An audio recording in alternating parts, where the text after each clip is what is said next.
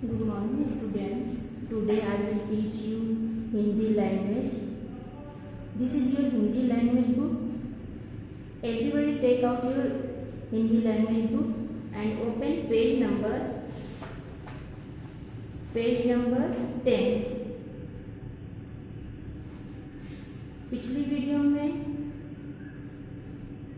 हमने chapter number 2 वर्ण विचार का पार्ट 1 रीड किया था। ठीक है, जो स्वर वर्णों का उच्चारण स्थान यहाँ तक हमने पढ़ा था। आज हम मात्रा से स्टार्ट करेंगे। Okay, let's start. जब किसी स्वर को किसी व्यंजन के साथ मिलाया जाता है तो उसका रूप परिवर्तित हो जाता है। स्वर के इस परिवर्तित रूप या चिन्ह को मात्रा कहते हैं। जब किसी स्वर को किसी व्यंजन के साथ, स्वर तो आपको पता है किसे कहते हैं, व्यंजन भी पता है, के साथ मिला दिया जाता है तो उसका रूप जो है बदल जाता है, परिवर्तित हो जाता है। स्वर के इस बदलाव को हम क्या कहते हैं, मात्रा कहते हैं। स्वर आपको पता है, छोटा आ, बड़ा, छोटी, बड़ी, छोटा ऊ, बड़ा ऊ, री, ए ओ औ। मात्रा, अब ये स्वरों की मात्रा है। छोटा आ की मात्रा, छोटी ई की मात्रा, बड़ी ई की मात्रा, छोटे ऊ की मात्रा, बड़े ऊ की मात्रा, री की मात्रा, ए की मात्रा, ए की मात्रा, ओ की मात्रा और औ की मात्रा। व्यंजन सहित मात्रा, जैसे का आपका व्यंजन है ना, अब इस का पे सारी स्वर की मात्रा लगी हुई है। जब मात्रा लग गई है तो देखिए हम कैसे इसका उच्चारण करते हैं। का, की, कुकू, के को का, की, कुकू, के को। आ का कोई मात्रा चिन्ह नहीं होता, ये प्रत्येक वर्ण में स्वर में विद्यमान रहता है। रा व्यंजन रा एक व्यंजन है। रा व्यंजन में ऊ तथा ऊ का मात्रा संयोग निम्न प्रकार है, जैसे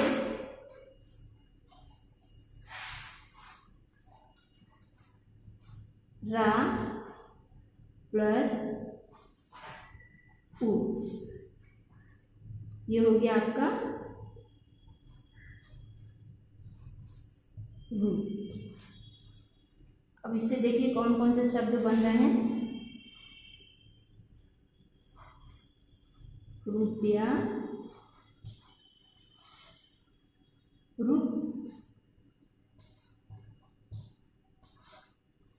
रुष्ट, गुरु। रा व्यंजन में जब हम छोटे ऊ की मात्रा मिला देंगे तो इससे हमारा ये सारा शब्द बनेगा, रुपया, रुष्ट, गुरु। ओके,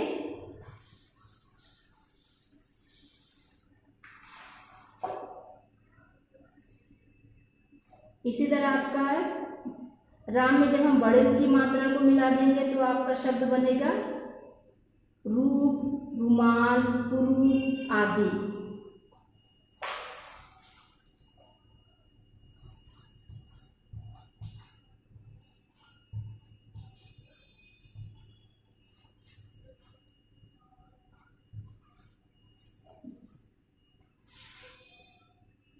इससे बनने वाला शब्द है आपका रूप,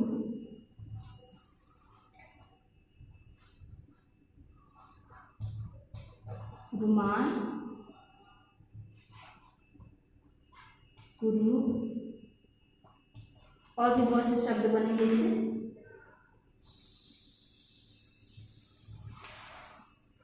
नेक्स्ट आपका व्यंजन। व्यंजन किसे कहते हैं?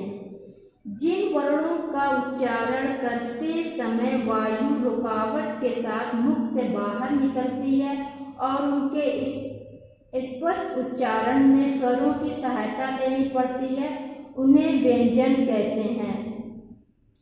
हिंदी वर्णमाला में 35 व्यंजन हैं, जिन्हें 7 वर्गों में बांटा गया है। व्यंजन वह वर्ण होते हैं जिनको बोलने के लिए स्वर की सहायता लेनी पड़ती है।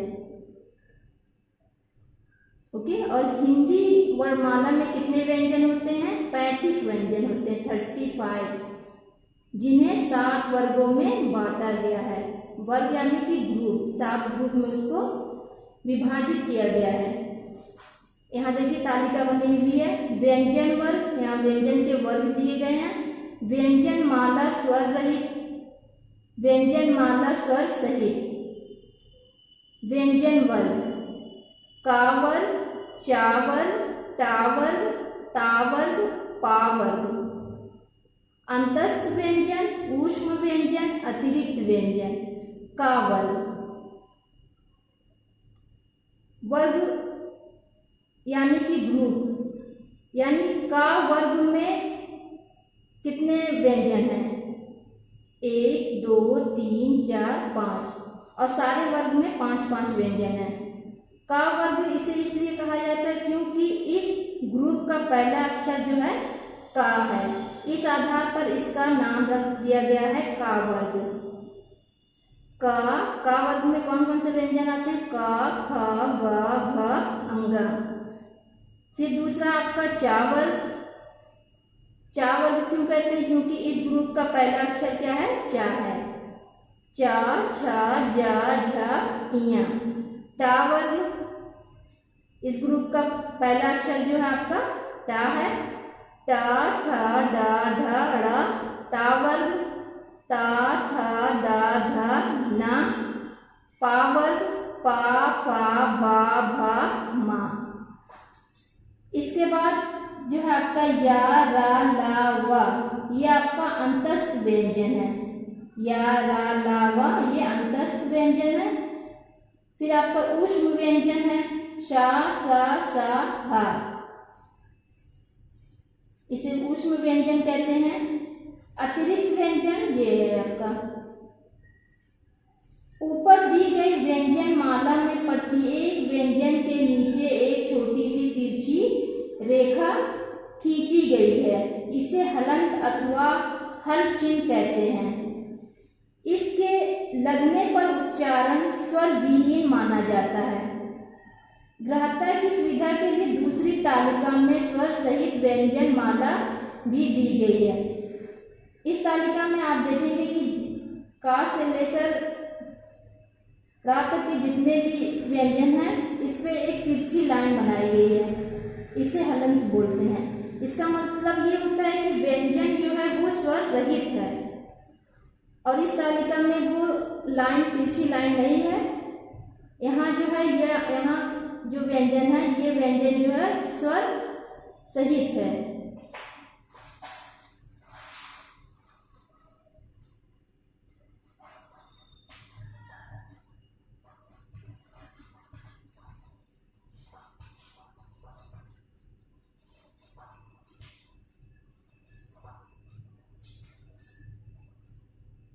ये जो है वर्ग का वर्ग है, इसमें जो नीचे तिरछी लाइन बनी हुई है, इसका मतलब ये है कि ये व्यंजन जो है स्वर रहित है व्यंजन है। और जब हम इस लाइन को हटा देंगे तो ये जो है स्वर सहित व्यंजन कहलाएंगे। ओके,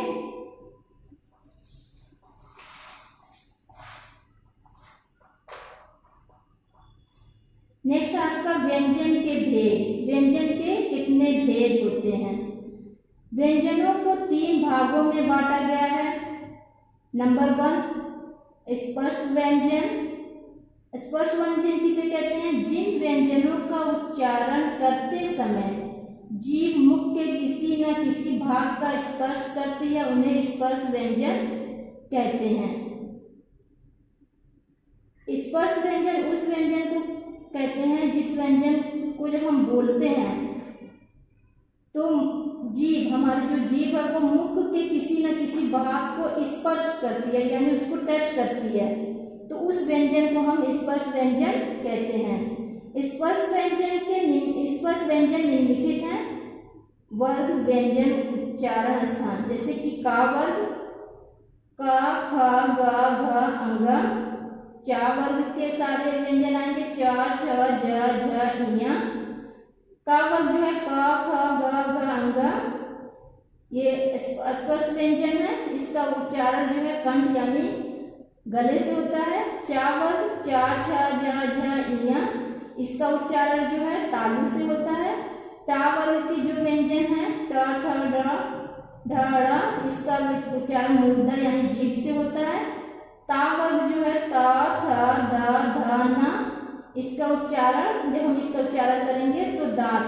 ता, था, जब आप ता बोलिए ता तो आपकी जो जीभ है वो दा से टच होगी। ता, थ, द, ध, न, सारे उच्चारण को बोलते समय जो आपकी मुद्रा जो आपके दा से टच हो रही है ना। नेक्स्ट है पावर, पा, फा, बा, भा, मा। पा, फा, बा, भा, मा, इसका जब हम उच्चारण करेंगे तो इसका उच्चारण हम ओठ से करेंगे। दूसरा आपका अंतस्थ व्यंजन। पहला व्यंजन था आपका स्पर्श व्यंजन, तो हमने बताया कि कौन कौन से व्यंजन को का उच्चारण करेंगे तो आपकी जीभ जो है मुंह के किसी न किसी भाग से स्पर्श करेगी। दूसरा आपका अंतस्थ व्यंजन। इन व्यंजनों के उच्चारण में जीभ का पूरा स्पर्श मुख के किसी विशेष भाग के साथ नहीं होता तथा इनके उच्चारण में श्वास का अवरोध बहुत कम होता है। अंतस्थ व्यंजन जो होते हैं वो चार होते हैं, या, रा, ला, वा, सा। जब हम इसका उच्चारण करेंगे तो हमारी जीभ जो है मुंह के किसी एक भाग से टच नहीं होती है।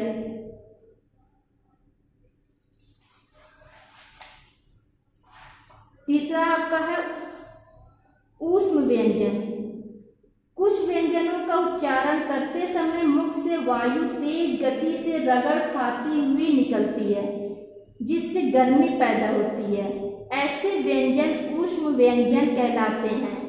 इनकी संख्या 4 है, शा, सा, सा और हा। अन्य व्यंजन का रा तथा ड़ा। टा वर्ग डा के नीचे बिंदु लगने पर इसकी ध्वनि में अंतर आ जाता है। टा वर्ग के डा, टा वर्ग के जो ये है आपका टा वर्ग, इसमें टा, ठा, डा, ढा ये दोनों आ रहे हैं। इसमें जो है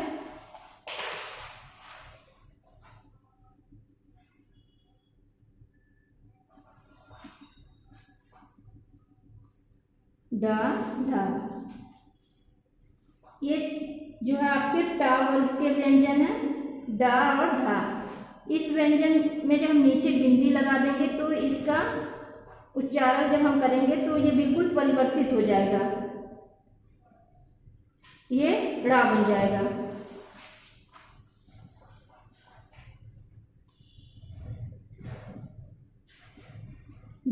डा वर्ग वाले शब्द डर, डाली, डमरू।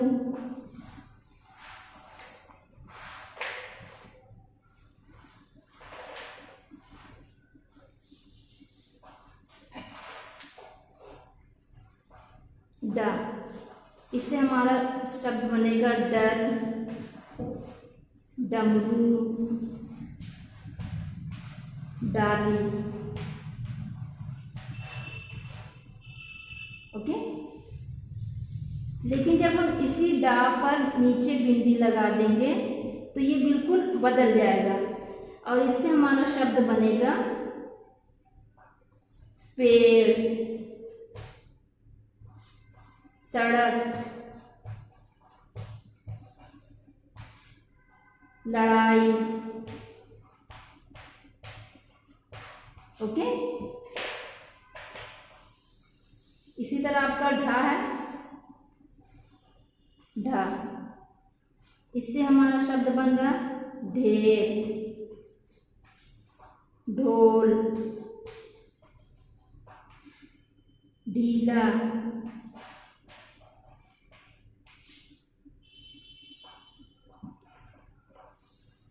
और इसी ढा पे जब हम नीचे बिंदु लगा देंगे इससे शब्द बनेगा पढ़ना।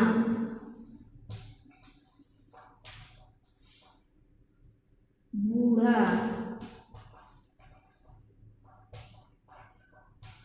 कढ़ाई,